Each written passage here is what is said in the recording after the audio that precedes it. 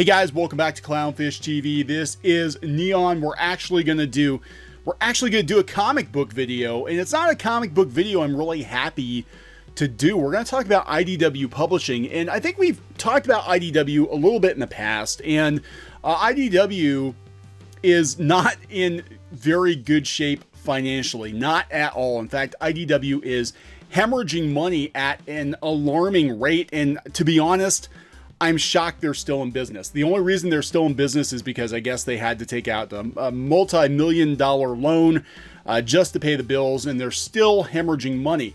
And the reason I'm not happy about it is I actually used to do some freelancing for IDW on their Disney books, and the people I worked with were actually okay to work with. Most of them have moved on to other companies, though, because look, this is the modern comic book industry. This is it, man. This is where comics are going, right down the gutter. You know, at least in the direct market, it's bad. And IDW is not propped up by movie projects as much as other studios are, and they just can't pay the bills. We're going to talk about that. Before we get into the video, we're over 91,000 subs. Thank you, everybody. Hoping for 100,000 soon. It's been one hell of a ride. We really appreciate it. Thanks so much. Geeky's sitting this one out. She's going to go shopping. She's got to go buy some groceries. She doesn't really care about IDW. And I think part of the reason she doesn't care so much about IDW is we had to actually fight them to get money. You know, we didn't have to like go to court or anything like that. But I think IDW's financial problems go back a few years, because the last projects I did for them, I did some Uncle Scrooge covers. I want to say it was around 2016 or so, 2015. And I did some other miscellaneous Disney comics work for them. And as much as I liked the people I was working with, I had a hard time getting paid. It took like 4 months to get paid. And unfortunately, this seems to be more and more the case with a lot of these smaller publishers like IDW and Boom, etc., etc. And I talked about that in another video where people were starting to complain that Marvel Comics was actually slouching on paying their people on time. And while it's normal for these smaller publishers to hold on to every penny as long as they can, it's really strange for Marvel Comics, which is supposed to be the largest comic book publisher in the country right now, to hold on to money. But IDW's financial problems, I think, do go back a few years. Just my armchair observation. I'm not real happy about it. They have put out some pretty good stuff in the past. They have some solid creators working for them, but they just can't get their shit together. IDW reports massive 2019 losses, expects to see profitability in 2021. Are they going to be around in 2021? I don't think they're going to. IDW Entertainment, the company behind Lock and Key, Winona Earp, and October Faction, as well as licensed properties such as Transformers, Ghostbusters, Ninja Turtles, has reported major financial losses in 2019. This should not sound foreign to any of you, because they also had massive financial losses in 2018 and also in 2017. In fact, last year it was so dire that there was a major upheaval in the leadership at IDW. The investors were actually calling for IDW to be sold off last year. We're talking almost a year ago. The investors are panicked. They're like, sell the company because it's in dire straits. So the fact that they're reporting more losses now is not surprising at all.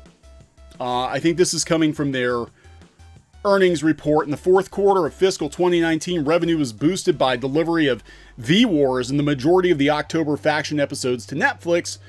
I haven't even heard of V-Wars. Has anyone heard of V-Wars? What the hell is V-Wars? While the legacy production finance agreements utilized for these shows and production costs overages resulted in significant losses, basically they're chasing TV.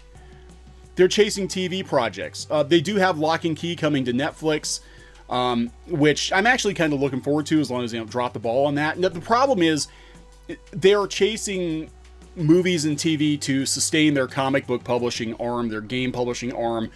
And that is the way comics work now. Like, the comic book industry is propped up by movies and TV. You know, you can see it with Warner Brothers, with DC. You can see it with Disney, with Marvel Comics. If it wasn't for the movies, these companies would have gone under, because they're not sustainable. They're not sustainable current year, especially with the direct market. That market is very, very broken right now. We're seeing comic shops close left and right, and I think we're going to see publishers like IDW go under. Now, part of the reason I think IDW is having such a hard time is, what are they going to make movies of? Because while they started out early on doing a lot of in-house IP, their own stuff like Lock and Key, like Winona Earp, they transitioned into doing more and more licensed comics, Transformers and Ghostbusters and Ninja Turtles and Sonic. I think they're doing Sonic now, and that's great, but you don't own that stuff. You can't make movies out of those characters. You don't own them. So it seems like they have to reach back and find characters, properties they actually own to whore them out, basically, to be able to survive. They had a full fiscal year operational loss of $26.4 million in 2019. That being said, their outlook remains positive. IDW is on track to attain steadily profitable operations in 2021 and beyond, with prospective upside from potential renewals of IDW Entertainment's current lineup. So again, TV shows. They're banking on TV shows. Now, IDW Entertainment is a bigger company than just IDW Publishing, but just the publishing arm lost $800,000 in Q4 and $5.2 million for the year. There's no money in these comic books, and their comics don't really sell that much. I think Sonic is actually their biggest comic now. And I know there was a couple of IDW editors who were out there on Twitter last week, I guess, looking for talent. And I'm like, I got to tell you, I can't tell you to go work for IDW. Because at this point, it's a sinking ship. And if you do, make sure you get your money as fast as you can, because this is not good. And like I said, I had a harder time getting paid. I did get paid. I mean, we didn't have to resort to any, shenanigans or anything like that. It took me about 4 months, I think, to get paid. And that was like 4 or 5 years ago when they were in better shape. But, the writing has been on the wall for a long time. And I think IDW is absolutely going to fold very soon. If they make it to 2021, they had to take out loans just to be able to survive. None of their IPs, save for maybe Lock and Key or anything worth writing home about, I just don't see how they're going to stay in business. And, we're going to see a lot of this as more and more of these companies, I mean, they depend on the direct market, that kind of comic book publishing that, again, is antiquated, I think, now. Floppy comics are antiquated. They do sell through book markets, but I see a lot of IDW stuff at Ollie's on clearance. It's not moving. The stuff's not moving.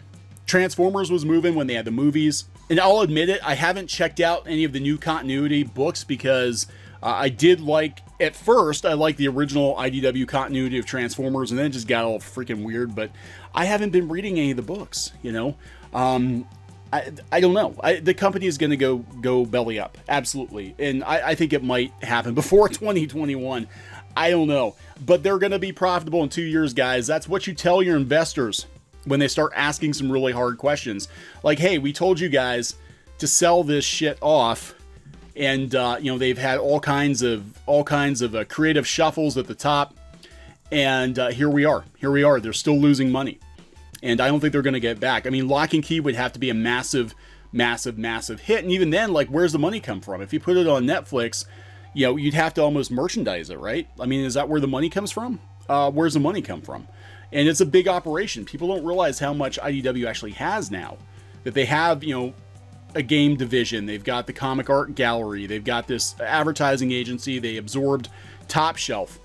But I'm telling you, IDW is going to go out within the next couple of years. This is not sustainable, and I don't think other companies like Lion Forge and Oni are going to be far behind them. I don't think Boom is going to be far behind them. I don't think these smaller companies are going to be able to survive in this economy with comic shops closing at the rate they are. Marvel and DC are publishing more books that are breaking 100,000. I guess they have a couple of bumps here and there, but these guys, these smaller publishers, they're still posting the same numbers that they've been posting.